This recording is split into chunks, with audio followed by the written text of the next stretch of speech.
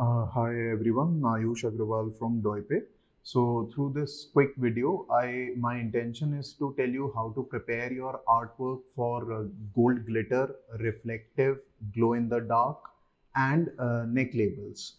So I have a file here. This is one of our customers' design file, and don't worry, I've taken permission from him that I can use this file as an example to create this video, and he's okay with that. So first of all, the very first thing that is wrong with this file is that this file is in PNG format. Okay, we don't want and again keep that in mind that this does not apply to DTG or all over print, polyester, cotton, none of those prints. All over cotton, all over print cotton, all over print polyester, DTG. So this video does not apply to those prints. Okay, this applies only to gold glitter, neck label, and reflective and glow in the dark. Okay, so just keep that in mind. Now, so as I was saying, the first thing that is wrong with this file is that it's in PNG. We do not want it in PNG. We either want SVG, CDR, or EPS. Okay, CDR is basically CorelDRAW. SVG is scalable vector graphic, and EPS, I don't know the full form, but this is also a vector format.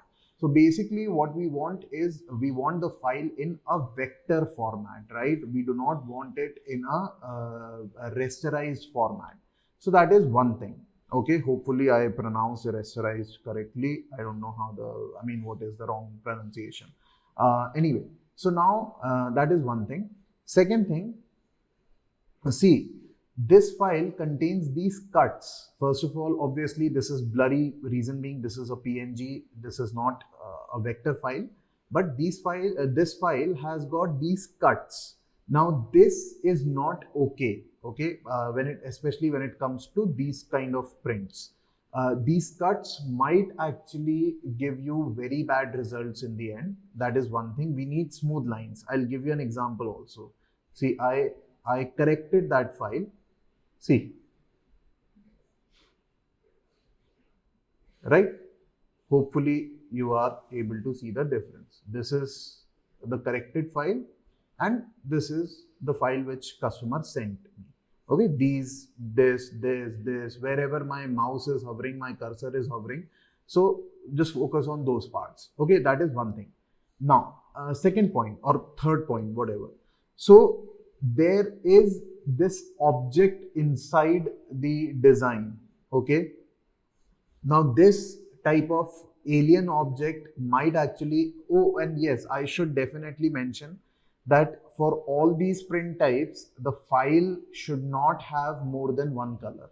Okay, basically, this file that you are giving me is just a command. Just the shapes matter, not the color. In your file, even if you give me yellow, blue, whatever, it will not matter, but it should all be in one color. That is one thing. Okay, second thing is that it should not contain these kind of alien objects. What will happen is that, see, when we zoom it out, we might feel that that object is hardly even visible, and what difference is it gonna make? And yes, you are correct when it comes to DTG, when it comes to all over print. So for those methods, it's okay. If there are such objects, the printer won't bother and it will simply just go ahead and print.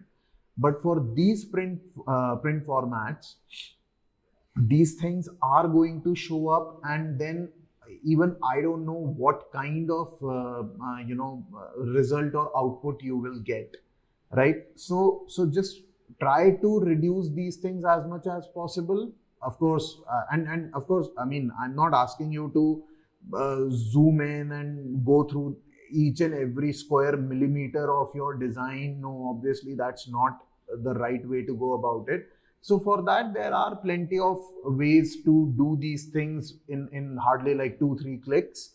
But then obviously the purpose of this video is not to teach you CorelDRAW or any vector software.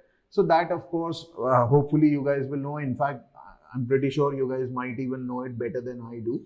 So that you can of course take care. So that is one thing, right? So, and again, in my file, the way, I mean, the file which I corrected, see, there is no such object. That is one thing. Second thing is that all those cuts and those alien curves are gone, right? So the lines are far more smooth, is what I'm trying to say here. Okay. So that is another thing. Now the third thing is that, okay, let me see.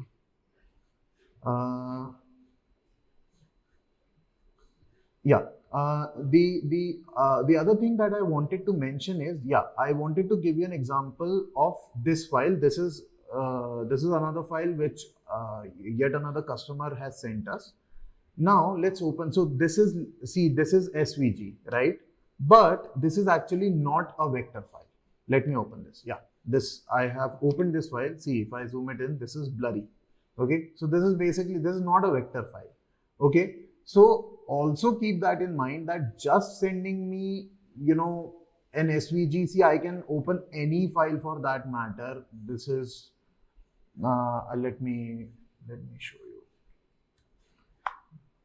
Okay, so if I take any file for that matter, let's say I open this file. Okay, let's say I open this file in CorelDRAW. I can actually save this file as SVG, and CorelDRAW will not have any problem. This is not at all an SVG file. This is a PNG file. Okay, this is a very high resolution file. So there is a possibility that you might see the details very clearly without it being blurry or anything, without it being pixelated. But nonetheless, the point is that the file is PNG, right? Now I can always export this file to CorelDRAW, and I can I can import this file to CorelDRAW, and then I can export this file as SVG, and CorelDRAW will not have any problem. See, so the CorelDRAW will not have any problem.